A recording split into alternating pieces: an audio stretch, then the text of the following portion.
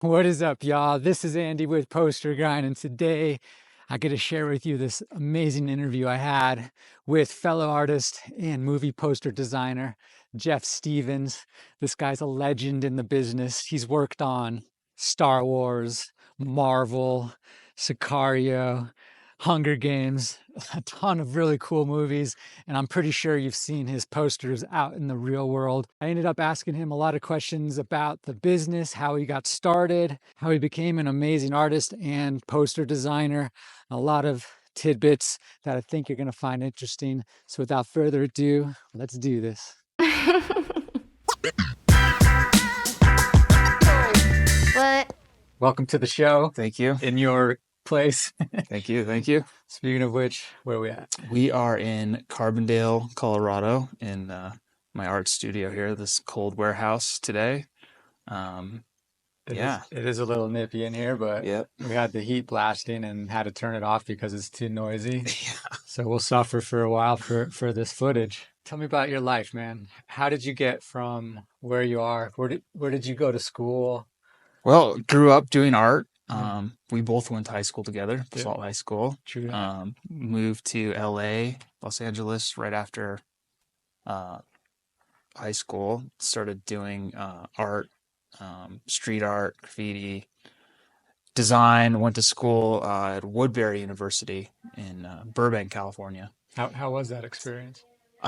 Actually, it was fine. I mean, it was wasn't your typical college experience. I just did 2 years community college and then did 2 years like regular school, regular college with Okay. a degree. So I have like a degree in design and a minor in art history.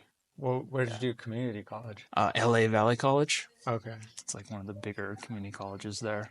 What did they teach you? It was just like general classes, Okay. like, the stuff you have to get out of the way. Like, you got all your math and sciences and arts and stuff. And then, well, I did have emphasis on art history. So there was that, a lot of like art history classes and stuff. Okay. Yeah. Any technical stuff there, or because I know No, you're going in for design. no, I actually did all the design was like back-ended on the last 2 years. So I was in classes with kids who were already in school for 2 years. So I was like, the teacher's talking about all this stuff. And I was like, whoa, I'm 2 years behind these kids. So I had to like catch up really fast. Uh, and from there, I kind of fell into um, entertainment advertising. So print advertising for movies, TV, billboards. You don't see it around here, but like, when you're in the city, you see like bus sides and bus shelters and the art's everywhere. So Mhm. I coincidentally had like, I wasn't planning on doing that, but I had like one poster in my book that a professor saw who knew somebody who worked at an agency, and that's just how it kind of got started. So, So it's kind of like a luck situation.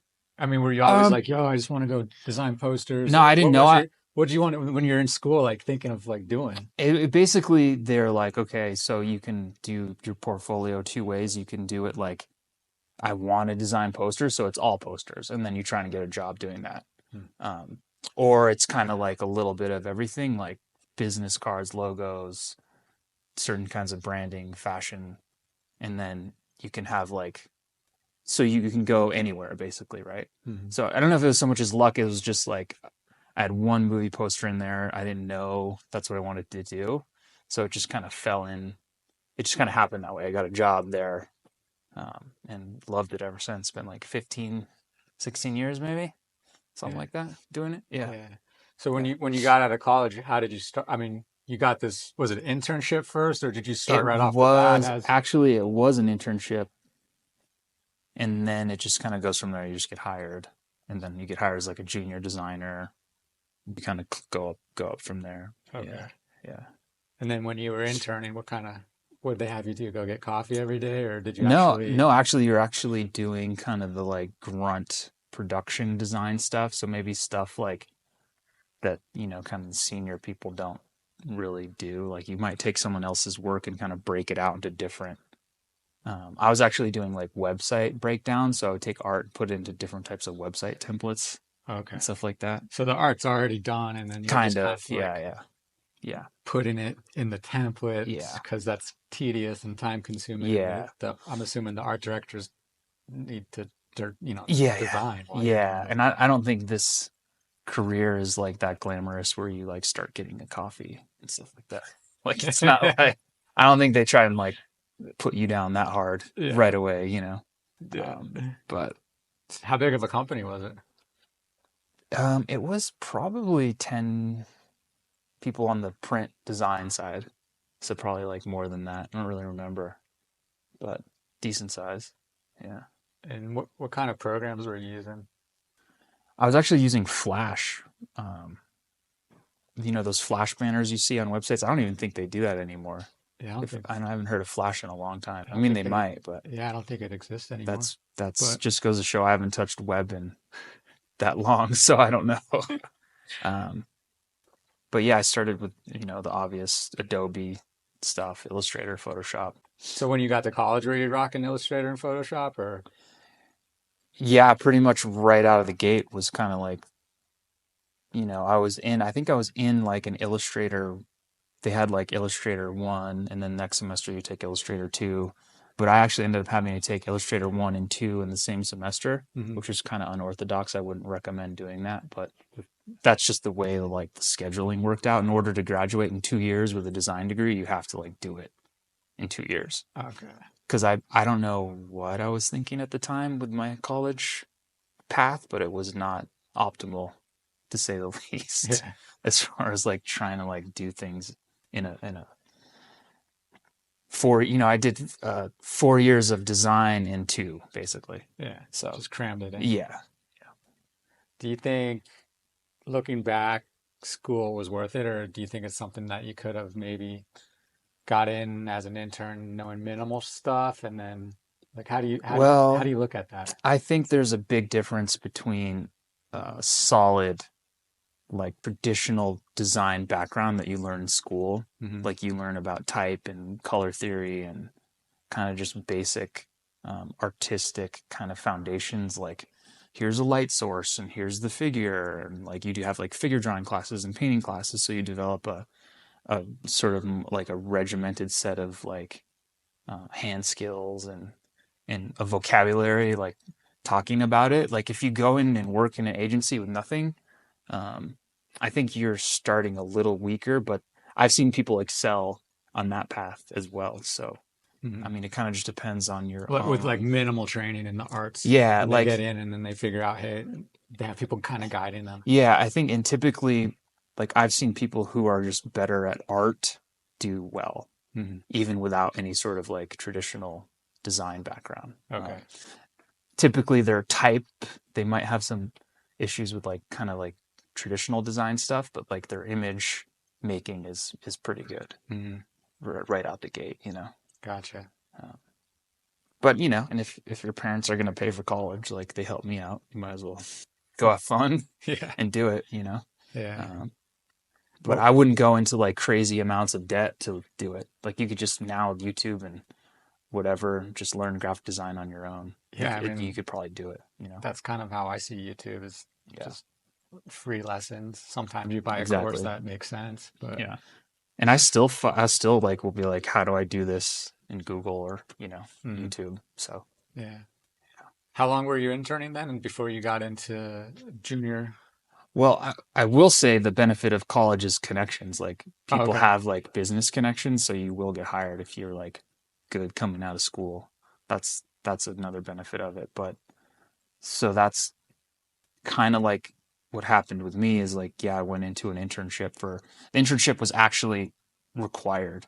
So you're forced to do it for credits. Hmm. So they kind of have their network of like places, and I was like, oh, this is cool. This is like an entertainment agency doing like fun stuff. I think they were doing like some gaming and stuff, and I was into that.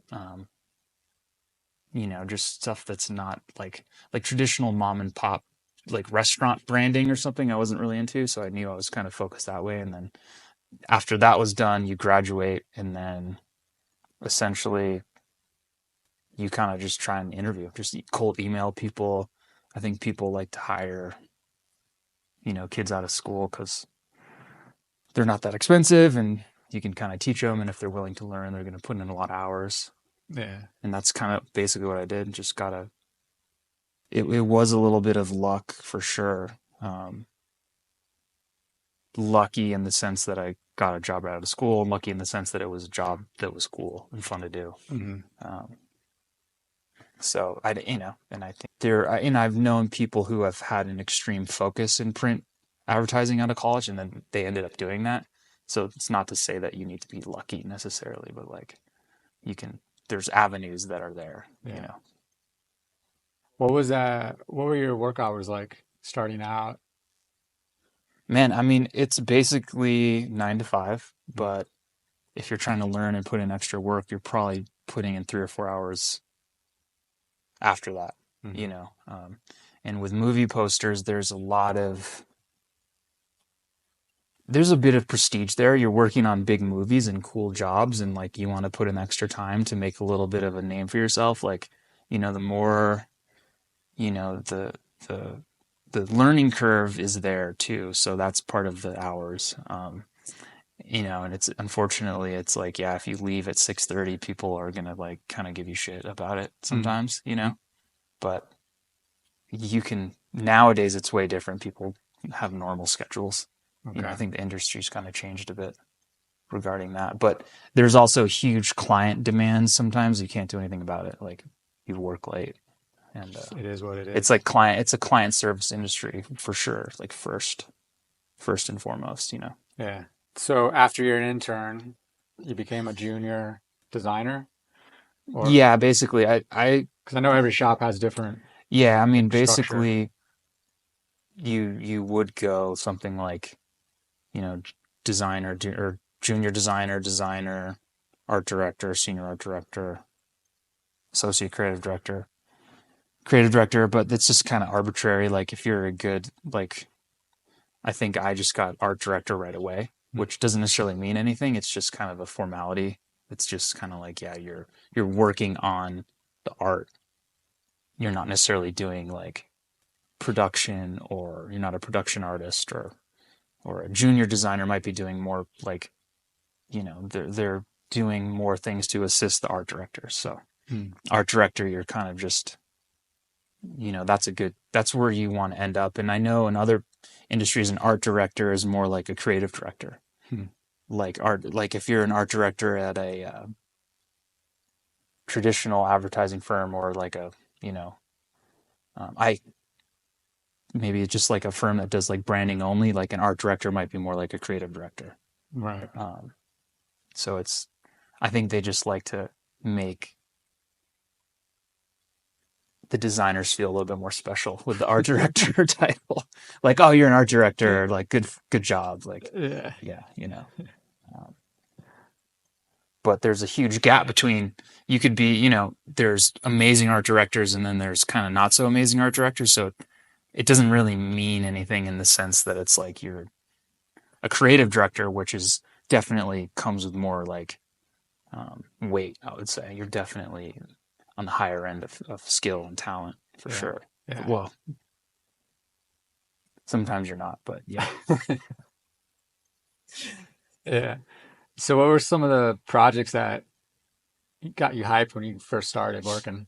Was there anything that you kind Man, of remember where you're like, um, dude, I'm so lucky I get to work on this cool movie or project or yeah, anything I stick think it out? was probably the Hunger Games. Hunger Games. Yeah, I kind of sort of switched companies to work on the Hunger Games because I was just like, wow, these guys are doing really cool stuff. Hmm. I loved the studio that was um, behind the Hunger Games. Just had like a really cool aesthetic, and like they had a nice um, relationship with the agency that they were using, and so there's lots of like freedom creatively, and like everything seemed to like look better, feel better, like smarter. And Hunger Games is like it's just a legit case study on like movie branding over four movies. So that was just like my first kind of like digging into that and getting some work out in the world that was related to that, and that was super cool. Hmm. So when you say work out in the world, is because I know the studios are looking at tons of comps, different Yeah. posters. So when you say get your work out in the world, that means they use some of your work, right? Right, yeah. So you'll do a design that gets picked by the studio and then released. So like they call it a finish. You get a finish, and that's gets released to the public, and it's technically it's not it's the studio's work, like if they own it, and the Mm. marketing department that's like they're ultimately responsible for the work, but like as far as the agency goes and kind of your friends and family and for your own portfolio, it's like your work. People, you know, um, will recognize you, as having done that. Mm. Um, which is, it's cool. It's like I kind of like it's kind of the equivalent to like a race car team, I feel like, There's like the driver's always going to get all the credit, but like, you are in the pit making it happen, That's great. Yeah. So you're at this new company with Hunger Games. Yeah. What was that transition like going from one company to the other? Was that easy? Like, It was difficult because I think people don't talk about it a lot, but like, there's things involved, like there's politics involved, quitting one company and going to another company. Again, it's like the racing analogy. It's like you're kind of going to a different racing team, yeah. and there's a little bit of people are kind of really protective of their talent. So like they're like, there's no hard feelings, like, but it's a little bit like, okay, like this person's leaving. We're not necessarily the professional relationship's kind of done at that point because you don't, agencies are kind of, they sort of protect their talent, and then you try to talk about like salaries and stuff like that. It gets definitely a little tricky, Mm. but Yeah. you know, you have to do the classic like you have a doctor's appointment, but you're going to an interview Yeah. type of thing. Yeah. Yeah, yeah. What what keeps you going like style wise? Like are you known for something in particular or do you have jack of all trades style or is this kind of like how do you view it? Like do you try and get good at one thing and then Yeah, I get good at think. something else? What's Yeah, I think you kind of obviously like if it's a specific movie, and the style's kind of predetermined. Like if it's a horror movie, Mhm. that's what it's going to be. But like there could be graphic elements to that, which I like doing anything and everything graphic, Mhm. like crisp, clean, cool graphic stuff. I would say is what I gravitate towards. But I also like working on like, if you're working on a big, huge movie like Star Wars or something, you're kind of playing with like really cool elements. And if you're into that stuff, then it's even more fun. Yeah. Um, How many Star Wars is that? Star Wars is? How Star many Wars Star is. Wars have you worked with? I've worked on all three of the new ones. Okay. Yeah. What was that like? It's really cool. I mean, it's like this is the biggest movie in the world. Hmm. And if you're remotely interested in anything nerdy, it's like super fun. And all of that artwork kind of has roots in like, the really traditional, you go back and look at the original Star Wars and the original movie posters and that kind of traditional montage style is kind of like I'm known for that a bit, which I like doing them. So it's like all the combination of all that makes it's a lot more fun than doing like a brochure for a bank or something, you know.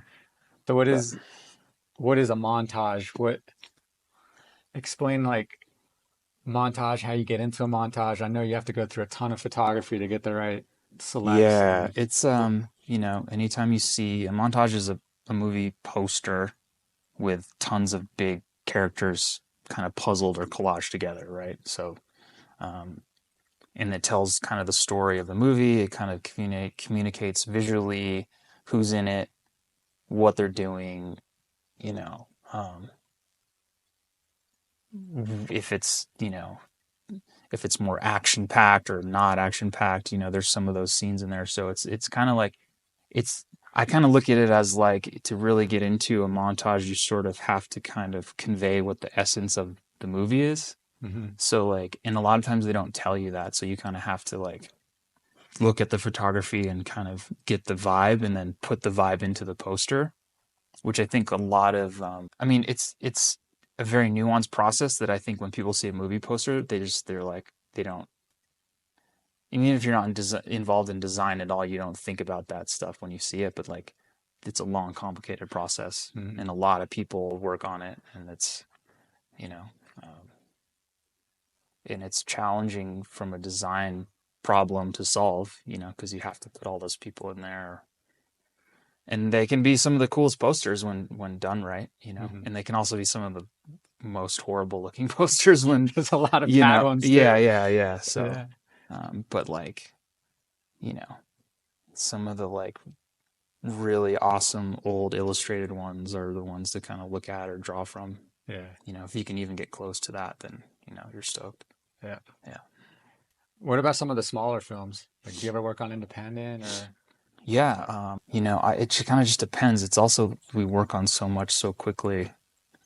Sometimes it's hard to remember everything. But like an independent film sometimes don't have the marketing budgets to hire these big agencies. And man, I'd have to think about it. I'd have to get back to you on the indie stuff. What about streaming now?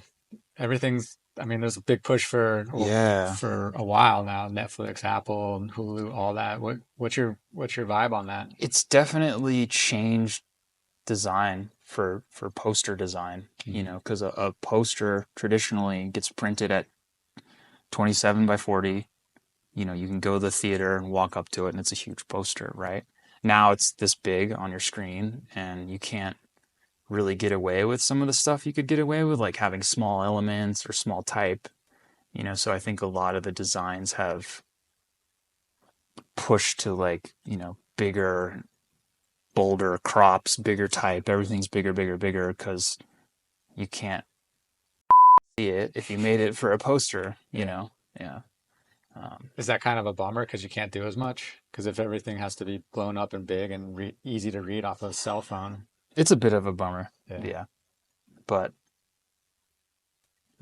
sometimes there's still theatrical like movie posters that go out. So it's not completely gone, So sometimes there's the theatrical poster and then that gets adapted to streaming. So it's just tweaked a little bit. Yeah. How do you get your inspiration for design? Man, you just steal it, right? You just copy other people. Yeah. Um, Where do you pull scrap? Where do you come up with your boards? And do you have like a routine? Not really. I think a lot of inspiration comes from, I would say, other art directors a lot of times. Like they have a cool style or they have a cool aesthetic and you kind of like vibe with them. Or like definitely any older Polish posters, like vintage posters, are a big inspiration. Like I feel like I'm always trying to go back to that and do what they did, as much as you can get away with it until it kind of gets, flipped around and, revised a bunch. But yeah, anything really, like even modern art, contemporary art, it basically can run the whole gambit, and a lot of times it's like the movie already has a set of things that have inspired the filmmakers or the marketing people. So they're like, hey, this movie is blah, blah, blah. It's about whatever it's about, Star Wars, but we want the stuff to look more punk rock. So then you're like, oh, okay. Then you look at punk rock stuff and then just apply it to whatever it is. So, you have room for your own interpretation, but a lot of times it's just like a creative brief that's like, here it is. We've already done the work for you. So, which is cool too. So what is a brief like? It's basically just the kind of like the client or the marketing department at a studio will put together whatever they have from the filmmaker or their own thoughts, or that just kind of tells you this is a horror movie. It's about these kids in a cabin in the woods. It's a bunch of different monsters. Go nuts, or it'll say like, we don't want to see this. We've tried this. Don't do this. It can be pretty much anything from like try everything to we just want big head posters of Tom Cruise. Mm. Don't go too crazy, Right. Yeah. Speaking of Tom Cruise, and what are some other big movies you've done or Um, worked on? yeah, I've worked on the Mission Impossibles that were fun. Um, a lot of the Star Wars stuff, a lot of Marvel, done a lot of Marvel stuff. What's Marvel like? Marvel's awesome. It's the same studio. Well, it's Disney, so a lot of the marketing and the marketing clients are the same, so they kind of have the same aesthetic. Hmm. And the montage stuff kind of works well there because it's just comic book, Star Wars, big stars, you know,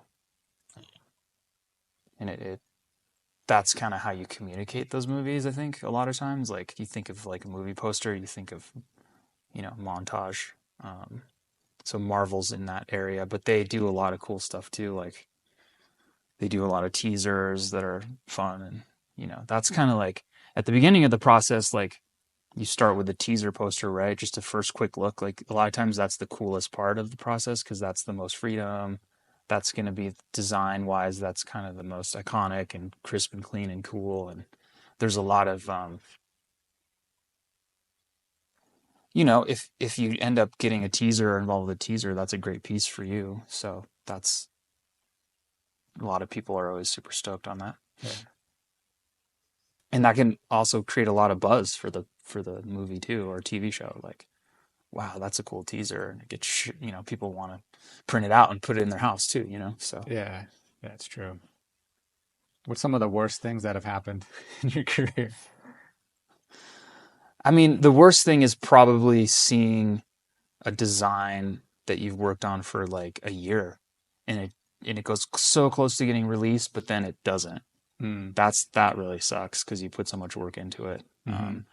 Or something just changes so much it's no longer recognizable from your original thought. So that sucks too. But I mean, at the end of the day, it's like, I guess getting fired. I've never gotten fired, but that would suck. What about revisions? Talk to me about Yeah, revisions. revisions are tough because a lot of times revisions come back and you're working on 4 or 5 things already, and then revisions come back. So that's where like the hours can get kind of crappy. Hmm. Um, That's kind of like a balancing game too, yeah, right? Because you got this revision coming back and you got to get that done, but you got to have another idea, yeah. And a lot of times revisions, you try not to take it like personally, but sometimes you feel like, well, I did it this way specifically for a reason. Like you don't necessarily have to change it. Like changing a shot of an actor 20 times and the design doesn't really change. It's just kind of like, okay, well, you know, it's the minutia that gets tough with the revisions because the design may not change. You look at round one presentation, there's this awesome design, and then by the time they print it, it may look like 5% different, Mm. but you spent a year just noodling it. Yeah. And like, it's just kind of like, all right, like, I understand the process from the client side, so you can't get too hung up on it. And that takes a while to kind of just get your head around a little bit. When you're new and starting out, you definitely are like, you're kind of like, yeah, I don't want to say pissed, but you're definitely like, why are they changing it? Why are they doing this? Like, Mm. there's reasons um, that are above your pay grade. So you just got to roll with it. But yeah, Yeah. it's not fun. Yeah. So now, what's the difference between working at an agency and working from home? Is there pros and cons to that? Yeah, I think we all know a lot changed with COVID and working at home. And I was fortunate enough to work at home before COVID, so I kind of was like already in that space. The advantages are you're at home, you can kind of go and come and go and do whatever you want. The disadvantages are, people don't really know when to shut off. You might be working 10 or 11 or talking to people. People are emailing you then, and it's kind of up to you to be like, I'll just ignore it into the morning, like the. And I think there's also a challenge with maybe like managing creative when people aren't in the office. Probably a little bit more difficult. Hmm. Um, or just kind of getting the vibe on what's going on. Sometimes you can kind of miss things, or you know, you mute your video and sound for a minute and go away and miss something. You know? But like, yeah, I think ideally lifestyle, it's better to be at home for sure. Yeah. Yeah. But some people like the office too, so it's, I don't know, depends. I like both. I like, if I still lived in Los Angeles, I'd probably be going into the office, Hmm. or like part-time going in the office. Right. But as soon as I figured out I could work at home, I was like, I'm out, you know. Yeah. I don't need to be in a big city. All right. Enough about posters. Let's talk about art. All right. Yeah. So we're at your studio. I think it's appropriate to Yeah. really go deep. Where are you at with the art process? So I would say I'm kind of been developing this like mid-career sort of contemporary fine artist um, practice. Where I've had a few shows under my belt now. I have a big studio. I've kind of gotten some, I've kind of gotten some good sales and relationships with clients and galleries and commissions and stuff like that. So I think I'm trying to push that along with kind of the poster stuff. Yeah. And ideally, it would be transition completely out of advertising into art. Yeah. Yeah. That's a nice transition. Yeah. Yeah. So in Los Angeles, you were doing some art. Tell me about that experience. Yeah. I mean, well, we were doing street art together called Camp Collective. Yeah. And that kind of kicked off the whole process. And that kind of came from all the movie poster stuff, kind of this desire to do something that's not connected to any sort of entity that can tell you what to do, right? You're kind of just doing it for yourself and doing it for fun. And that's kind of been the through line with just trying to develop an art practice is you don't have to listen to anybody. You just do what you want to do. People are going to have their opinions, but it doesn't matter. Yeah, it's your stuff. Yeah. Yeah. So what kind of materials you're working with these days? We do, well, we started off doing mixed media, and that kind of is where I'm at now. So it's collage, it's photography, it's uh, painting, it's the whole gambit, I like to play with. And I think collage is definitely quicker, faster. Things happen by mistake. Um, it's not so regimented to where coming from design, everything is so um, precise and focused, and every little pixel matters. But here, it's like nothing. It's so loose and freeform, and I think that's my practice has kind of become I don't want to say it's a rejection of that process, but it's definitely the opposite. It's a pushback on that. I don't know. Have you been doing any photography? Because I know when we were in Los Angeles, we do those photo shoots that were specific to the artwork we were trying to Right. create. Yeah, yeah. Have you been doing anything like that? Occasionally, like I've shot my wife before and put her in stuff. Okay. Or if I like want to shoot like a sky or something, I'll just do, but it's not serious photography. Mhm.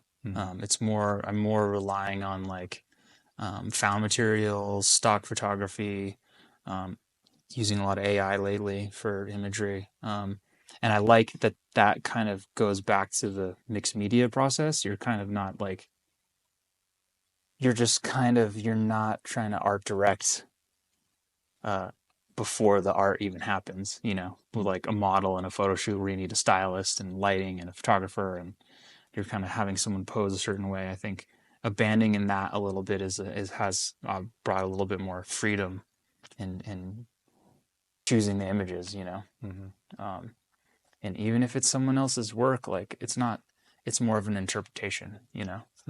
And I'm careful not to like completely use someone's photography and not change it 95%. It's more of a starting point. Yeah. Um, yeah, and I don't put any restrictions on that. How's it been working with galleries and trying to get your work out there? Man, it's interesting. The art business is wild. It's imagine working for a year and not getting paid. But it's really interesting. It's, people who buy art and collect art um, want to make sure that it's a good investment, so you have to bring a lot to the table.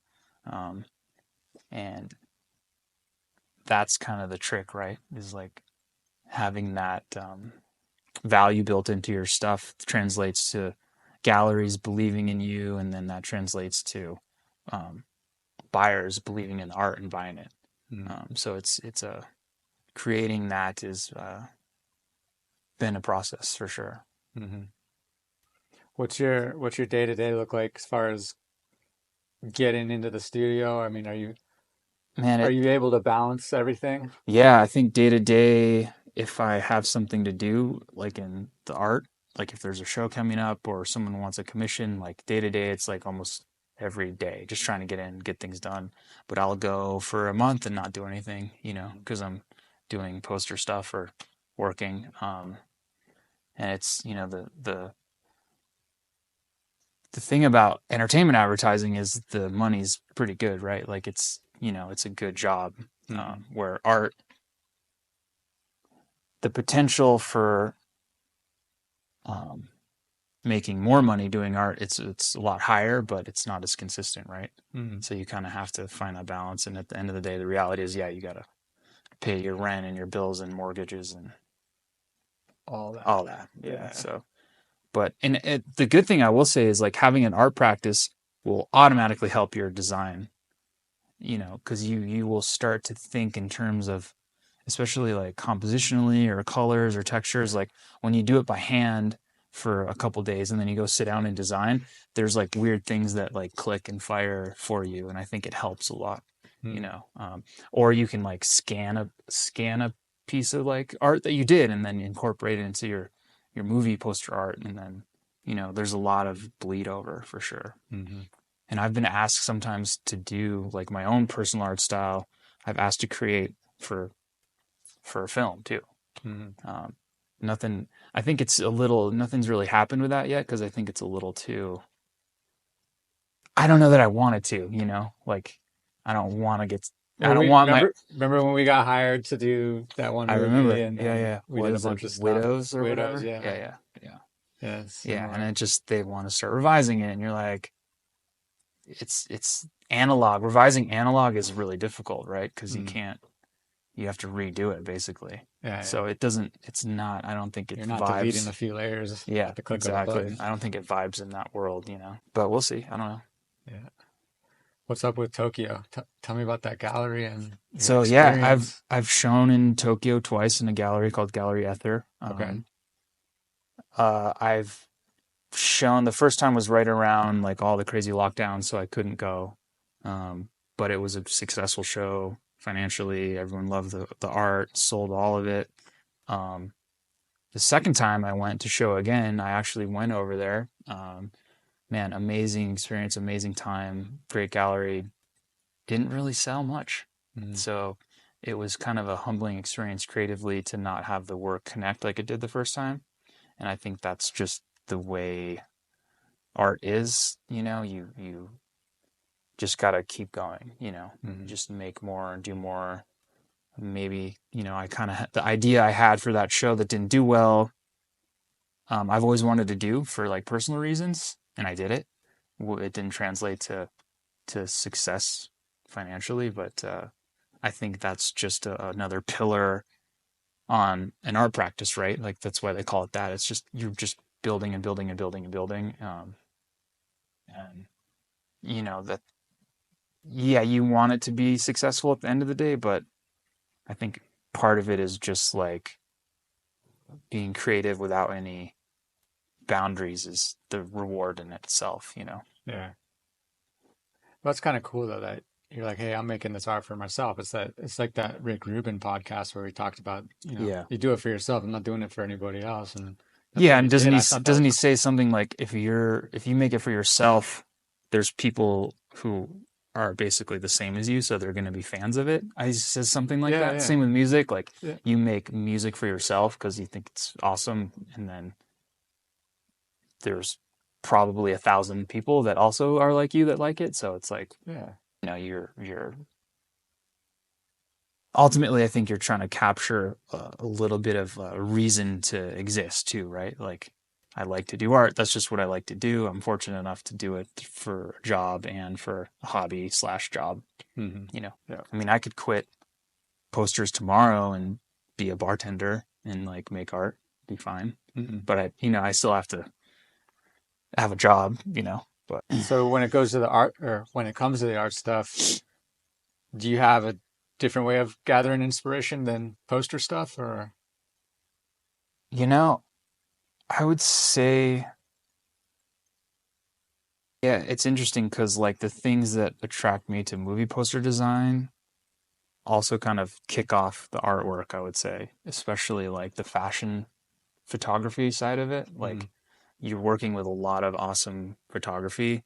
And I think with the artwork, like I'm still drawn to like an awesome fashion portrait and like playing with that, or, like we used to shoot our own models and stuff like that. Yeah. Um, so I think that the little spark is from photo. But that's changing now too recently. I mean, we were just talking about it like going more abstract, like no, there's no photography in the art. It's just a kind of free form interpretation. Mm. What's on the horizon?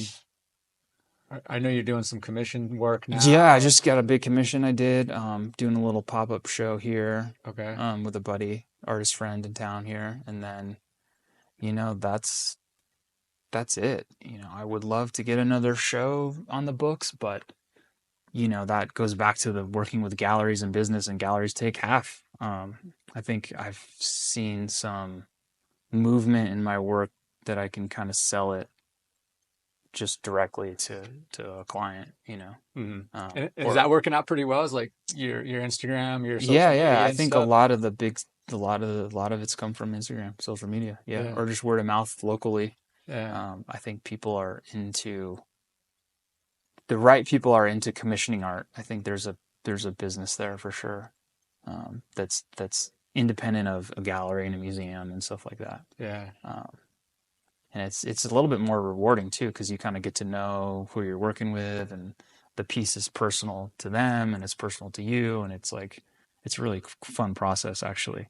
Where a gallery is like can get a little stuffy, where it's like you may not even talk to the artist because he's too cool and whatever, and you buy the piece of work and you don't really ever have any like interaction with the artist. But definitely more fun doing commissions, I think, for people than being like an unknown. Been an interesting trip so far trying to develop two businesses at once, and one's not very successful and the other one sort of just naturally is successful, Hmm. where it's like the poster stuff. Yeah, you put in a lot of work, but sometimes the success happens like you're not trying, you're not forcing it. So it kind of feels like that's just what you should be doing because it's coming to you naturally, where the art feels like I have to force it more, Hmm. which is always a little bit more frustrating, because like you want to be a rock star. Hmm. It's like, you're not, you're fighting the flow, so to speak, sometimes. How do you do at art openings? Do you do you try to interact as much as you Yeah, oh can? yeah, People come up and be like, yeah, "Hey." they're super fun. Yeah. I wish we could do them all the time, but I've kind of noticed too the art openings are more for like the scene and the fun, the vibes. I think if you're if it's a really big art opening in a really big gallery, typically the art's already sold out. Hmm. So why even go? You're just going to hang out, right? Because they do like a pre-sale list, and the artist is well known enough to where the art's usually gone before they make it, right? Yeah. Um, where if you're kind of on the lower end, you can definitely move some stuff at the reception. But typically, it's like it's just for like us, it's just like a pat on the back for everybody. Just let loose, have some fun. Hmm. Yeah. How do people find you? Okay. People find me jeffstevensart.com. All my socials are Jeff Stevens Art. You can go to Instagram, You can Google it, Twitter, Jeff Stevens Art. And yeah, you can find me there if you're looking, if you're interested in a piece. I don't have like a place where you can buy it. You just have to DM me or email me and we'll talk about it. Okay. So you don't have like a little gallery up right now? No, not like a A store in a store. traditional sense. Yeah, I Okay. think it's a lot of times I sell, most of my sales are like larger pieces of artwork that require a little bit more interacting Hmm. with people, Okay. especially with like shipping and logistics and stuff like that. It's not just like click add to cart, buy it, Yeah. and then people are like, oh, I bought your piece of artwork, but I didn't know it was going to cost thousands of dollars to pack it and ship it and whatever. So it's like, yeah. But, in the future, I'll probably have more of a streamlined system. And that's the funny thing about galleries. You can't really, like, galleries are the same thing. You kind of have to call them directly and figure it out. Rarely do you just click and buy off a website. Yeah. Hmm. But yeah, thank you, Andy, for having me on. Hopefully this is another series of poster grind stuff. It'd be really cool. Yeah. Yeah. Yeah, we'll keep it going. Might have to do more conversations Yeah. for Yeah, it'd be sure. awesome. All right. Thanks, Jeff Cool. Stevens. Yeah, thank you. Cool. Yeah. All right, you guys. Thanks for watching. See you on the next one.